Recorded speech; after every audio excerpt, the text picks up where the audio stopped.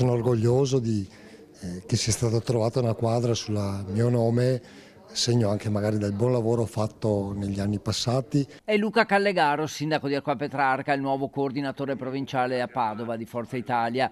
Come quasi tutte le province venete, anche la città del Santo ha presentato un candidato unico che non ha dunque avuto bisogno di votazione. Era il coordinatore uscente che ora punta a un risultato a doppia cifra alle elezioni europee. Nel 2023 Padova, prima provincia veneta per aumento delle tessere. Abbiamo fatto quasi 1600 tessere, quindi diciamo anche che la gente era disaffezionata perché i congressi, l'ultimo 20 anni fa circa, poco meno. Al congresso presenti anche 2 ministri, Casellati e Bernini. Sul terzo mandato per i presidenti di regione la discussione in Forza Italia è aperta, ma c'è una tendenza. L'idea prevalente potrebbe essere quella del limite dei 2, proprio perché 10 anni di governo sono un numero rilevante. Quindi, però noi non mettiamo mai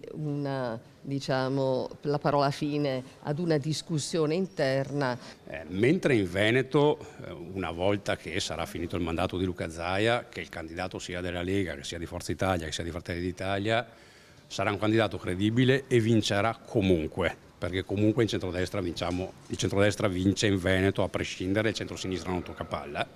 Se tu vuoi provare a vincere in Toscana, in Emilia-Romagna, in Puglia, in Campania, è meglio non avere a che fare con Bonaccini, con Emiliano, con De Luca, e quindi la questione del terzo mandato va vista strategicamente. È interesse del centrodestra rendere contendibili quelle regioni. Quanto alla votazione sul fine vita, per il coordinatore regionale, sempre pronto a bacchettare il governatore del Veneto, c'è stato un errore di Luca Zaia nel sottoporre la questione al Consiglio regionale. Zaia ha fatto un errore, questo suo, quello del fine vita, perché su una materia che non è di competenza regionale, perché sulle leggi quadro è chiaro che la competenza è statale, e ha sbagliato le modalità, perché io sono il coordinatore regionale di Forza Italia da quasi un anno.